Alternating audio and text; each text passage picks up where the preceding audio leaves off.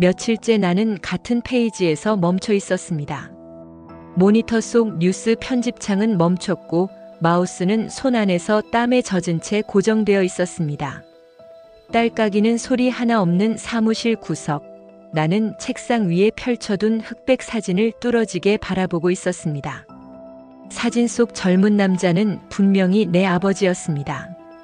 군용 헬멧을 쓴 채로 활짝 웃고 있었고 그 옆에는 머리를 단정히 따은 베트남 소녀가 수줍은 얼굴로 서 있었습니다. 그런데 사진의 오른쪽은 알 수 없는 이유로 허리 아래부터 뚝 잘려 있었습니다. 화면 밖으로 뻗은 한쪽 팔. 손목만 남아 허공을 가리키고 있었고 그 손끝이 가리키는 곳은 마치 기억조차 거부된 채 봉인된 침묵처럼 말이 없었습니다. 그 장면이 자꾸만 떠올라 나는 책상 한 구석에 얼어붙은 사람처럼 앉아 있었습니다. 그 사진을 처음 발견한 건 어머니 기일을 이틀 앞둔 날이었습니다. 남부지방 첫 한파가 들이닥치던 그 오후 나는 고향집 장롱 속 서랍을 뒤지다가 오래된 봉투 하나를 발견했습니다. 봉투는 누렇게 빛이 발해 있었고 모서리는 닳아 종이결이 부드러워져 있었습니다. 그리고 그 봉투에선 오랫동안 닫힌 장롱에서나 날 법한 냄새들, 삭은 고추씨 냄새와 묵은 장작 내음이 섞여 뿜어져 나왔습니다. 손끝으로 봉투를 열었을 때 그 안엔 사진 몇 장이 눌어붙듯 들어있었고 그중 한 장이었습니다.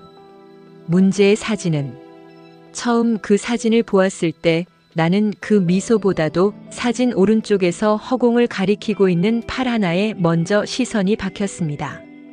그리고 그 순간 알 수 없는 한기 같은 것이 척추를 따라 올라오더니 뒷덜미를 꼬집듯 움켜쥐었습니다. 아버지께 사진을 보여드렸을 때 그는 단 한마디만 하셨습니다. 옛날 거다. 여긴 내가 뒤질 곳 아니다. 그 말은 오래 닫혀있던 장롱 서랍보다도 더 무겁고 완강하게 나의 질문을 차단했습니다. 나는 아무 말도 하지 못한 채 그 사진을 다시 가슴에 품고 서울행 버스에 올라탔습니다. 차창 너머로는 갈대가 무겁게 고개를 떨구고 있었고 내 머릿속엔 손끝이 허공을 가리키던 그 팔 하나가 자꾸만 번뜩였습니다. 그날 밤 나는 잠들지 못했습니다. 사진 뒷면에 쓰여 있던 글씨 NG, 그리고 날짜처럼 보이는 숫자들 70.5, 12. 그 조합은 나에게 또 하나의 미로를 안겨주었습니다. 작전 암호인가? 좌표인가? 아니면 단순한 날짜인가? 내가 알고 있던 아버지는 평생을 몫으로 살아오셨습니다. 집을 짓고 석가래를 깎으며 벽돌과 못으로 하루를 채우던 사람이었습니다. 그런 사람이 베트남에서 군복을 입고 저런 사진을 남겼다는 게 설명되지 않았습니다. 나는 결국 회사를 쉬기로 마음먹었습니다. 휴직계 사유란에 가족사 조사라고 적은 뒤 손가락이 마우스 위에서 떨리듯 멈칫거렸습니다. 그 순간 메신저 알림이 떴습니다. 박 PD, 다음 주 큐시트 확인했어요? 프리인터뷰 페이퍼 오늘 안에 가능? 나는 답장을 하지 않았고 그냥 창을 닫았습니다. 비스듬히 닫힌 블라인드 틈 사이로 잿빛 하늘이 내려다보고 있었고 그 하늘은 마치 내 망설임을 무심하게 내려다보는 것 같았습니다. 며칠 뒤 나는 다시 고향으로 향하는 버스에 몸을 실었습니다. 버스 안에서 라디오는 옛 가수의 노래를 흘려보내고 있었지만 AM 주파수 특유의 잡음이 가사를 씹어먹듯 흩뿌려 음절 하나하나가 쇳가루처럼 들렸습니다. 나는 여전히 그 사진을 품 안에 넣은 채 갈대밭을 지나가는 풍경을 바라보았습니다. 사진 속 그 손끝이 지금 이 순간도 내 어딘가를 가리키고 있다는 기분을 지울 수 없었습니다. 고향 마을에 도착했을 때 눈발이 흩날리고 있었습니다. 대문을 여는 순간 오래된 철 경첩이 삐걱거렸고 그 소리는 마치 시간의 문이 열린 것처럼 들렸습니다. 실내에선 장작 타는 냄새와 묵은 된장 냄새가 엉켜 한동안 끊어졌던 숨결이 다시 돌아온 듯 했습니다. 거실 중앙 어머니 영정이 놓여 있었고 향로 위의 연기는 천천히 공중에 사라지고 있었습니다. 나는 잠시 그 앞에 무릎을 꿇고 앉아 두 손을 모았습니다. 마치 어머니가 그 사진을 먼저 봤다면 뭐라고 말씀하셨을까? 아버지는 뒷마당에서 도끼질을 하고 계셨습니다. 그분은 내가 다가오는 걸 보자 묻지도 따지지도 않고 도끼를 내려놓고 말했습니다. 또 그 사진이냐? 나는 말없이 고개를 끄덕였고 아버지는 한숨을 내쉬며 담배를 꺼내셨습니다. 그거 없던 걸로 해라. 그냥 묻지 마. 그분의 눈빛은 단호했지만 그 안엔 어떤 두려움 같은 게 있었습니다. 내가 알고 있던 아버지에게선 보기 드문 감정이었습니다. 그날 저녁 나는 창고에서 아버지의 옛 물건들을 뒤졌습니다. 곰팡내와 쇠붙이 냄새가 가득한 공간, 철제 서랍장 한 칸에서 오래된 수첩 하나가 나왔습니다. 수첩은 베트남어와 영어 그리고 한글이 섞여 있었고 일부는 완전히 번져 읽을 수 없었습니다. 그 속에는 몇 개의 이름과 장소, 날짜가 적혀 있었습니다. 그리고 한 문장. 무고한 생명 하나를 지켰다. 그러나 영영 말할 수 없다. 나는 그 순간 이 사진이 단순한 전쟁 기록이 아니라는 걸 확신했습니다. 이건 침묵으로 감춰진 생명의 기록이었습니다. 그리고 어쩌면 아버지가 평생을 무거운 입술로 살아온 이유일지도 몰랐습니다. 다음 날 아침 나는 아버지께 조용히 물었습니다. 저 손끝 뭘 가리킨 거예요? 아버지는 한참을 침묵하셨고 담배를 태운 후에야 낮은 목소리로 말씀하셨습니다. 사람이 있었다. 그날 우리가 간 마을에 여자아이가 하나 있었어. 군에서 정찰하던 중이었는데 명령이 떨어졌지. 청소하라고. 전부. 나는 숨을 삼켰습니다. 그분은 계속 말을 이었습니다. 그 아이가 울면서 나를 봤다. 그래서 난 총 대신 손으로 가리켰어. 가라고. 도망치라고. 그게 그 손끝이야. 그때 나는 사진 속 잘려나간 팔 하나가 말없이 가리킨 침묵이 더 이상 침묵이 아니라는 걸 알았습니다. 그리고 그 침묵이 내 아버지를 평생 짓눌렀던 고백이었다는 것도요. 나는 말문이 막혔습니다. 가슴 깊은 곳 어딘가가 쿡 하고 찔린 듯 아려왔습니다. 아버지는 그날 이후 단 한 번도 전쟁 이야기를 꺼내신 적이 없었습니다. 나는 그게 단순한 침묵이라고 생각했지만 지금 와서 생각해보면 그건 오히려 선택된 침묵이었습니다. 말하지 않음으로써 살아남은 사람으로서의 부끄러움, 혹은 살아남게 한 자로서의 죄책감, 그 무게를 안고 살아왔던 것입니다. 나는 아버지의 손등을 바라보았습니다. 깊게 패인 주름과 거칠어진 살결, 그리고 한 번도 보이지 않던 흉터 하나. 어릴 적엔 그냥 작업 중 생긴 상처겠거니 했지만 그건 분명 누군가의 손을 놓지 않기 위해 생긴 흔적일 수도 있다는 생각이 들었습니다. 그날 밤 나는 거실에 앉아 사진을 다시 꺼냈습니다. 그리고 조용히 뒤집었습니다. NG 70.5, 12. 나는 다시 노트북을 켜고 인터넷 자료들을 뒤지기 시작했습니다. NG는 베트남 중부 고원지대의 작은 마을 코드명이었습니다. 그날 그 지역에선 한국군 소속의 소대가 작전 중이었고 마을은 흔적 없이 사라졌다는 보고서가 남아 있었습니다. 공식 보고에는 무장 게릴라 소탕 작전이라 적혀 있었지만 아버지의 말과 맞춰보면 그 안에는 지워진 이름들과 얼굴들이 존재했을 겁니다. 그중 하나가 소녀였을 것입니다. 사진 속 그 소녀. 나는 이 사진을 어떻게 해야 할지 한참을 고민했습니다. 세상에 알릴 것인가? 아니면 아버지의 뜻대로 봉인할 것인가? 그리고 문득 깨달았습니다. 이건 고발의 기록이 아니라 기억의 기록이라는 걸. 누군가를 벌하기 위한 이야기가 아니라 누군가를 용서하고 누군가를 기억하는 이야기라는 걸요. 다음 날 나는 사진을 다시 봉투에 넣고 조심스레 봉했습니다. 그리고 그 위에 작은 쪽지를 한 장 덧붙였습니다. 아버지, 이제는 제가 기억하겠습니다. 그렇게 나는 아무도 말해주지 않았던 가족의 진실을 나의 방식으로 껴안기로 했습니다. 이 이야기는 지금까지 단 한 번도 세상에 꺼내지 않았던 아버지의 고백이자 내가 처음으로 이해한 아버지라는 사람의 이야기입니다. 서울로 돌아오는 버스 안, 나는 창밖으로 스쳐가는 풍경을 바라보며 생각에 잠겼습니다. 흐릿한 유리창에 비친 내 얼굴은 며칠 새 다른 사람처럼 변해 있었고 가슴속엔 말로 다 풀 수 없는 무언가가 얹혀 있었습니다. 나는 문득 이 이야기를 누군가는 들어야 한다는 생각이 들었습니다.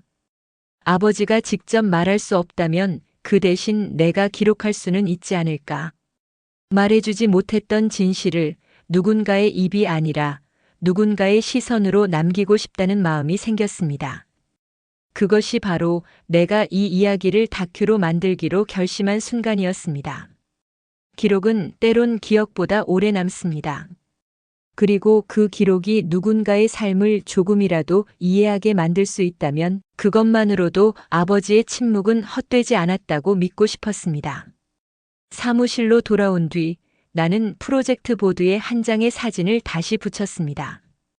바로 그 잘려나간 손끝이 담긴 사진이었습니다. 그날 이후 나는 수십 통의 인터뷰 메일을 보내고 퇴역 군인 모임과 베트남 관련 자료를 찾기 시작했습니다.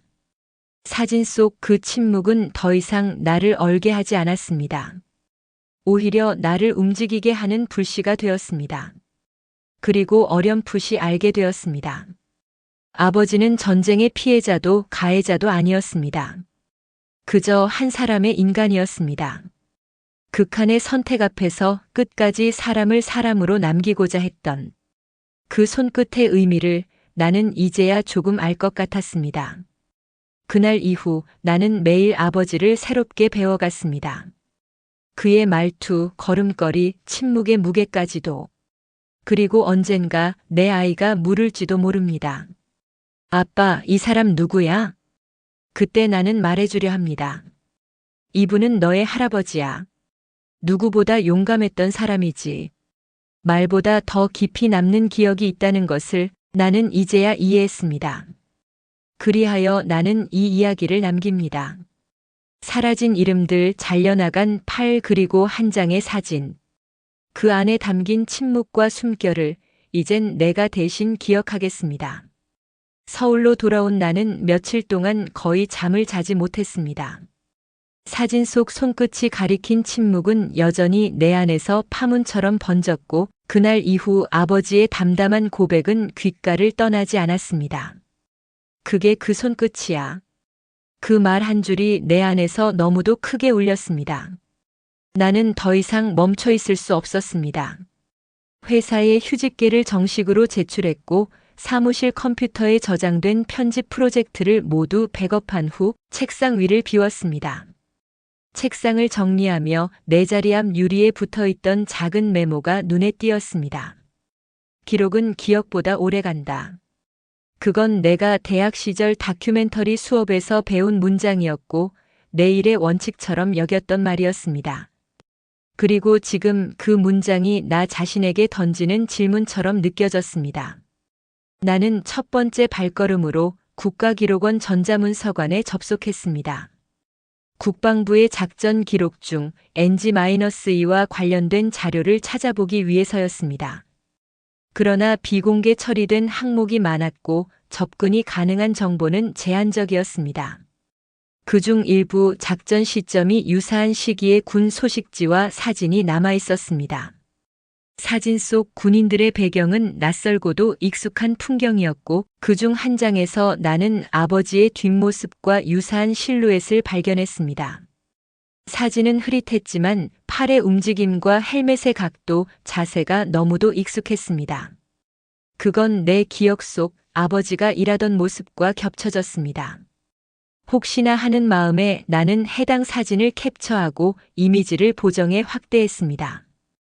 그 순간 등골을 타고 서늘한 전율이 흘렀습니다. 그는 확실히 내 아버지였습니다. 그제야 나는 다짐했습니다. 이제 나는 이 기록의 문을 끝까지 열어야겠다고. 다음 날 나는 대한민국 퇴역군인회에 연락을 시도했습니다. 베트남전 참전 70년도 부대 출신 퇴역군인 명단을 수소문했고 다행히 몇 명의 연락처를 확보할 수 있었습니다. 첫 통화는 오래된 전화기 너머로 낯선 경상도 사투리가 흘러나오는 목소리였습니다. 그 사진 그거 아직 남아있었구먼. 아버지가 말 안 했구먼. 그분은 잠시 침묵하시더니 조심스럽게 말을 이었습니다. 그날 봤어. 내 아버지가 그 소녀를 살려준 거. 나는 심장이 덜컥 내려앉았습니다. 어떻게 기억하고 계세요? 기억하지. 우린 그날 명령대로 움직였고 난 그게 맞다고 믿었지. 근데 내 아버지는 다르게 봤어. 어떤 의미에서요? 사람은 다를 수 있단 걸 그날 처음 알았지. 내 아버지는 살려주려고 일부러 그 소녀를 외곽으로 보내더라고. 그분의 목소리는 떨리고 있었습니다. 그날 이후 난 전쟁이 전부 정의는 아니란 걸 알았어.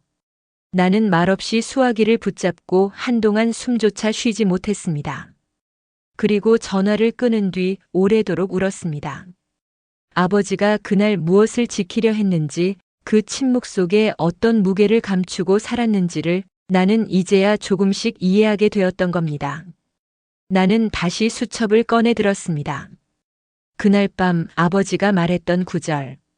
무고한 생명 하나를 지켰다. 그러나 영영 말할 수 없다.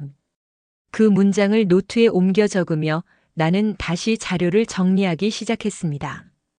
인터뷰는 점점 더 많아졌고 각각의 증언은 작은 조각처럼 흩어져 있던 퍼즐을 하나씩 메워나갔습니다. 그중 한 명은 당시 헌병대 소속이었던 중이었습니다.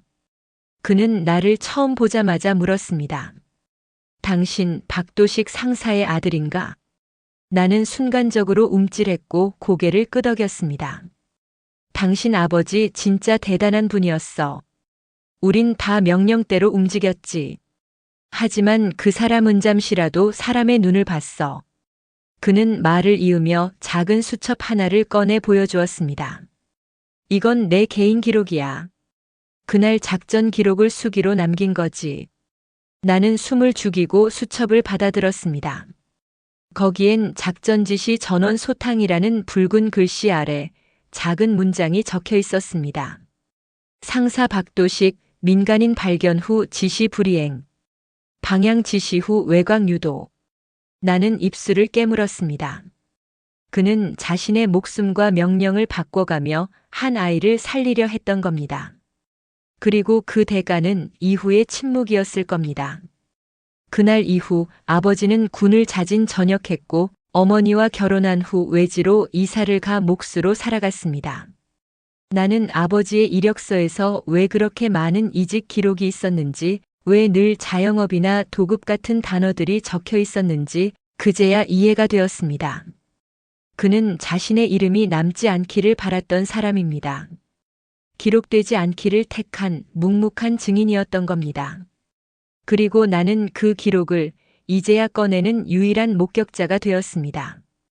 이후에도 여러 참전 군인들을 만났습니다. 누구는 당시를 떠올리기조차 싫어했고 누구는 아버지의 선택을 무모했다고 했습니다. 하지만 나는 알 수 있었습니다. 그 손끝 하나에 담긴 결단이 얼마나 인간적인 용기였는지를. 아버지는 군인의 신념이 아니라 사람의 본성으로 움직였던 것입니다. 기록을 정리하며 나는 점점 그분을 이해하게 되었습니다. 그분이 왜 그렇게 무뚝뚝했는지, 왜 말보다 행동으로 감정을 표현했는지, 그리고 왜 그토록 나와 거리를 두려 했는지. 그건 감출 수밖에 없었던 삶의 무게 때문이었습니다. 그걸 지금에서야 알게 된 내가 그를 이해하는데 너무 늦은 건 아닌가 마음이 먹먹해졌습니다. 그래도 나는 이 기록을 남기기로 했습니다. 한 아이를 향한 손끝 하나가 반세기 뒤에 나를 움직였고 이제 그 손끝의 의미를 세상과 나누는 건 내 몫이라는 걸 알았으니까요. 나는 이제 이 이야기를 단지 기록이 아니라 작품으로 만들어야겠다고 결심했습니다. 처음엔 그저 가족의 비밀을 밝히고 싶다는 마음이었지만 이제는 그것이 누군가에게 위로가 되고 우리가 몰랐던 진실을 다시 보는 계기가 되길 바랐습니다.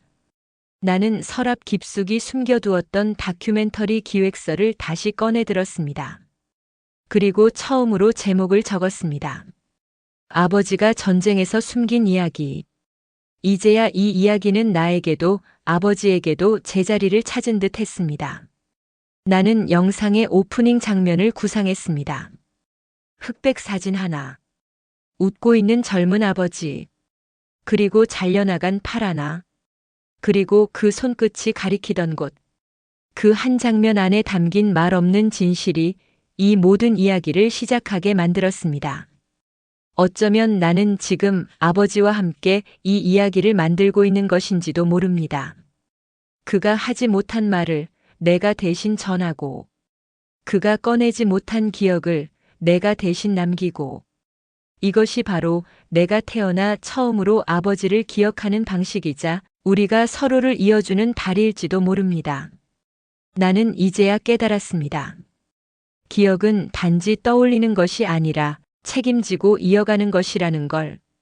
그렇게 나는 다시 펜을 들고 마이크를 켜고 카메라를 고정하고 이야기를 시작합니다. 그리고 조용히 속삭입니다. 아버지, 이제는 제가 말하겠습니다. 당신이 끝내 말하지 못한 이야기 제가 남기겠습니다. 다큐 기획을 본격적으로 시작하면서 나는 벽에 부딪히기 시작했습니다. 기록을 좇는 일은 이제 익숙했지만 그 기록을 말로 옮기는 일은 생각보다 훨씬 어려웠습니다.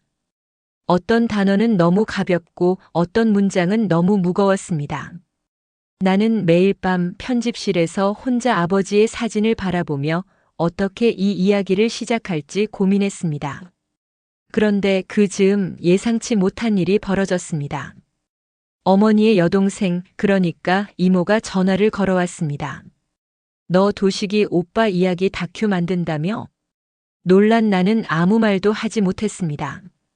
내 아버지, 그냥 조용히 살고 싶은 사람이었어. 그 사람 마음 내가 다 안다고 생각하지 마. 그 말은 따뜻한 충고 같았지만 동시에 묵직한 벽처럼 느껴졌습니다. 나는 아무 대답도 하지 못한 채 수화기를 내려놓았고 그날 밤은 이상하리만치 깊은 잠에 빠졌습니다. 다음 날 나는 아버지의 방을 다시 들여다보았습니다. 그 방은 여전히 정리되지 않은 채였고 오래된 책장 한쪽에는 노란색 라벨이 붙은 낡은 박스 하나가 있었습니다. 나는 조심스럽게 그 박스를 열었습니다. 그 안에는 빛바랜 서류와 오래된 수첩들, 그리고 낡은 녹음기 하나가 들어 있었습니다. 녹음기의 플레이 버튼을 눌렀을 때 나는 숨을 멈췄습니다. 거기에는 아버지의 목소리가 담겨 있었습니다. 도식입니다. 이건 내가 살아있는 동안엔 누구에게도 말하지 못할 이야기입니다. 나는 눈을 감고 조용히 이어지는 목소리를 들었습니다. 그날 나는 사람을 지키려 했습니다. 군인이 아닌 사람으로서. 하지만 그 대가로 나는 동료의 신뢰도, 계급도, 미래도 모두 잃었습니다. 녹음은 오래되지 않았습니다. 아마 어머니가 돌아가신 이후 혼자 남겨진 방에서 아버지가 남긴 마지막 고백이었을 겁니다. 나는 무너졌습니다. 이 이야기가 이제는 단지 다큐가 아니라 누군가의 삶이자 고백이라는 걸 새삼 깨달았습니다. 그 녹음을 들은 후 나는 처음으로 편집 작업을 멈췄습니다. 그리고 거울 앞에 앉아 나 자신에게 물었습니다. 나는 이 이야기를 어떻게 전할 자격이 있는가? 그 질문은 답이 없었습니다. 하지만 나는 알았습니다. 이 질문을 던지는 것 자체가 아버지를 이해하려는 첫걸음이라는 것을. 며칠 뒤 나는 어머니의 사진을 바라보다가 문득 이런 생각이 들었습니다. 혹시 어머니는 이 모든 걸 알고 계셨던 건 아닐까?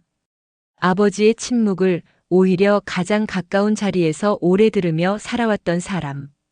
그런데도 단 한 번도 아버지를 다그치지 않았던 그분. 어쩌면 아버지의 침묵이 아니라 어머니의 그 이해가 더 위대한 건 아닐까 싶었습니다. 나는 다시 고향으로 내려갔습니다. 거실 어머니의 영정 앞에 무릎을 꿇었습니다. 엄마 아버지를 제가 대신 이야기해도 될까요? 그 질문엔 대답이 없었습니다. 하지만 향이 천천히 타오르는 걸 보며 나는 어렴풋이 고개를 끄덕였습니다. 그리고 나는 다시 서울로 돌아와 편집실에 앉았습니다. 이번엔 다른 화면이 켜졌습니다. 아버지의 녹음기에서 흘러나온 육성이 화면과 겹쳐졌고 사진 한 장 손끝 그리고 이름 없이 지워진 마을의 풍경이 이어졌습니다. 나는 편집기에 손을 얹고 천천히 컷을 이어 붙였습니다. 그리고 그 위에 자막을 올렸습니다. 1970년 5월 12일 베트남 중부 어느 마을. 그 자막을 보고 있자니 손끝이 떨렸습니다. 그날 아버지는 누군가를 살리기 위해 침묵했고 나는 그 침묵을 해석하기 위해 수십 년을 건너왔습니다. 작업이 절정에 이르렀을 무렵 형에게 전화가 왔습니다. 야, 너 그 영상 우리 가족 망신되는 거 아냐? 나는 한참을 말없이 수화기를 들고 있다가 조용히 말했습니다. 형, 우리 아버지는 영웅이었어. 형은 웃듯 말했습니다. 그런 거 없어. 그냥 다들 그렇게 살았던 거지. 나는 그 말에 대고 처음으로 반박했습니다. 아니, 다 그러지 않았어. 아버지는 달랐어. 손끝 하나로 사람을 살렸어. 그건 아무나 할 수 있는 일이 아니야. 형은 더 이상 아무 말도 하지 않았고 통화는 조용히 끊어졌습니다. 그 이후 나는 더 많은 밤을 편집실에서 보냈습니다. 그리고 그 시간이 지날수록 나 자신도 조금씩 달라지고 있었습니다. 나는 점점 더 아버지를 닮아가고 있었습니다. 조용한 태도, 말보다는 행동, 그리고 무엇보다 사람을 기억하는 방식까지도. 그 변화는 말로 설명할 수 없는 감정이었습니다. 어쩌면 이 이야기를 만들고 있는 이 순간이 나에게도 하나의 전환점인지도 모릅니다. 나는 지금 과거를 들여다보며 미래를 준비하고 있습니다. 그리고 언젠가 이 영상을 본 누군가가 자신의 아버지를 다시 떠올릴 수 있기를 바랍니다. 그 사람도 누군가의 영웅이었을지 모른다고 말 한마디로 설명되지 않았던 그 침묵이 사실은 사랑이었다고 그렇게 기억해 줄 수 있기를 바랍니다. 다큐멘터리의 마지막 장면은 책상 위에 놓인 사진으로 끝납니다. 빛바랜 흑백 인화지. 웃고 있는 젊은 군인. 그 옆에 수줍은 베트남 소녀. 그리고 잘려나간 손끝 하나. 그 손끝은 지금 이 순간까지도 누군가를 향해 무언가를 전하고 있었습니다. 편집을 마무리한 나는 영상 발표회를 준비했습니다. 소규모 상영회였고 가족과 지인, 퇴역 군인 몇 분을 초대했습니다. 조명이 꺼지고 영상이 시작되자 나는 뒤쪽 의자에 앉아 사람들의 반응을 지켜보았습니다. 아버지의 육성이 흐르고 사진과 기록, 증언이 이어졌습니다. 어느 순간부터 객석에서는 숨소리마저 줄어들었습니다. 그리고 마지막 장면, 그 손끝이 가리킨 침묵 위에 자막이 떠올랐습니다. 기억은 말보다 깊게 남습니다. 불이 켜졌을 때 객석은 조용했습니다. 어느 한 퇴역 군인이 일어나 조용히 고개를 숙였습니다. 그 손끝 나도 봤습니다. 그날 이후 난 내 손끝이 부끄러웠습니다. 그 말에 나는 더 이상 아무 말도 하지 못했습니다. 그날 밤 형에게서 메시지가 왔습니다. 미안. 너 말이 맞았어. 짧은 문장이었지만 그 안엔 많은 감정이 담겨 있었습니다. 나는 그 메시지를 보고 웃었고 조용히 휴대폰을 내려놓았습니다. 창밖에는 봄비가 내리고 있었고 빗소리 너머로 아버지의 목소리가 귓가에 맴도는 듯 했습니다. 기억해줘라. 말하지 못했지만 잊은 건 아니었다. 나는 그 말을 다시 반복하며 노트북을 닫았습니다. 이야기는 끝났지만 여운은 남았습니다. 그리고 나는 알게 되었습니다. 진실은 언제나 말보다 깊은 곳에 머문다는 것을. 그 침묵의 기록을 꺼내는 일, 그게 바로 살아있는 이야기라는 걸. 다큐가 공개되고 난 뒤 뜻밖의 연락이 이어졌습니다. 한 통의 이메일은 이렇게 시작했습니다. 저는 그날 NG-2 마을에서 살아남은 사람입니다. 나는 숨을 삼켰습니다.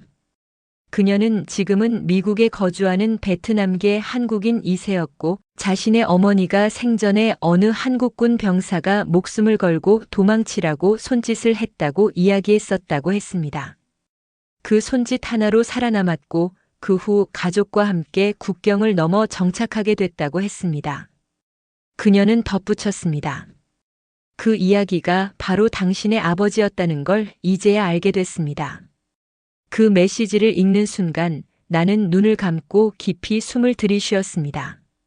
아버지는 결국 단 한 사람이라도 살렸던 겁니다. 그 생명이 지금까지 이어져 있다는 사실 하나만으로도 이 기록은 반드시 존재해야 했다는 걸 확신하게 되었습니다. 며칠 뒤 나는 그분과 화상으로 인터뷰를 했습니다. 모니터 속 그녀는 울면서 말했습니다. 그 사람의 얼굴을 기억하진 못해요. 너무 어렸거든요. 하지만 손짓은 기억나요. 살라고 가라고 아주 강하게 말하는 것처럼 그 손이 절 밀어낸 덕분에 저는 지금 여기에 있어요. 그녀의 말을 들으며 나는 속으로 중얼거렸습니다. 아버지, 당신의 그 손끝이 한 생명을 지켜냈습니다. 그리고 나는 영상의 마지막 장면을 다시 고쳤습니다. 어느 외국 가정집, 포근한 조명 아래 웃고 있는 아이들과 그 어머니의 사진을 추가했습니다. 그 사진 아래엔 이렇게 썼습니다. 이 생명은 단 한 번의 용기로 이어졌습니다.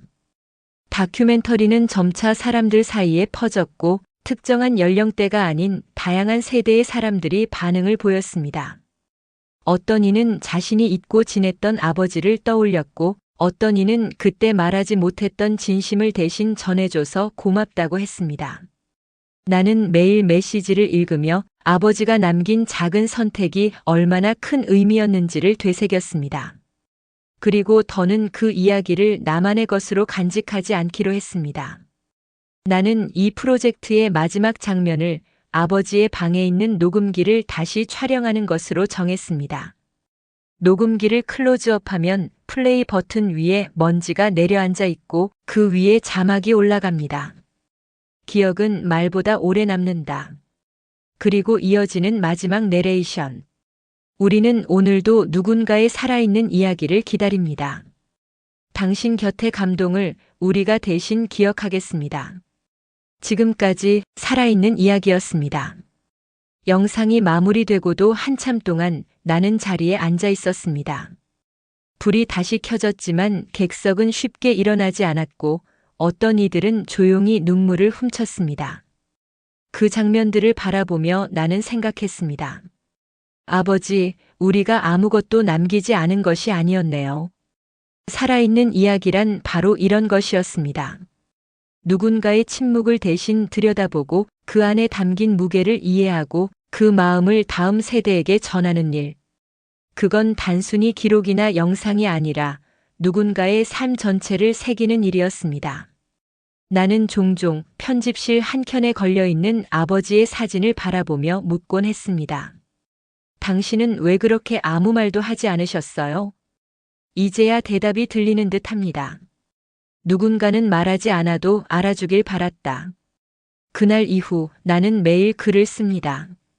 전쟁에 관해, 가족에 관해, 그리고 기억되지 않은 사람들에 관해. 나는 이 다큐를 만든 이후로 단 한 번도 그것을 작품이라고 부른 적이 없습니다. 그건 기록이었고 고백이었고 기도였습니다. 그리고 무엇보다도 내가 아버지를 이해하기 위한 길이었습니다. 그 길 위에서 나는 비로소 사람들과 연결되었습니다. 누군가 나도 그런 아버지를 둔 적 있다고 말해줬을 때 그 말은 나에게 세상의 어떤 상보다 더 따뜻하게 다가왔습니다. 그건 단지 공감이 아니라 구원이었습니다. 그리고 나는 깨달았습니다. 말하지 않아도 전해지는 진심이 있고 기록되지 않아도 오래 남는 생의 순간이 있다는 것을. 어느 날 편지를 한 통 받았습니다. 글을 다 읽고 나니 손이 떨렸습니다. 그 다큐를 보고 아버지에게 처음으로 전화를 걸었습니다. 그리고 울면서 말했습니다. 아버지 고맙습니다. 나는 조용히 노트북을 닫았습니다. 그 순간 이 모든 작업의 의미를 다시금 깨달았습니다. 우리는 각자의 방식으로 침묵을 듣고 있었던 겁니다. 그리고 이제 그 침묵에 이름을 붙일 수 있게 된 겁니다. 마지막 장면은 이렇게 끝납니다. 카메라가 천천히 방 안을 비추고 책상 위 녹음기 위에 햇빛이 들이칩니다. 그리고 자막이 뜹니다. 우리는 오늘도 누군가의 살아있는 이야기를 기다립니다. 당신 곁의 감동을 우리가 대신 기억하겠습니다. 지금까지 살아있는 이야기였습니다.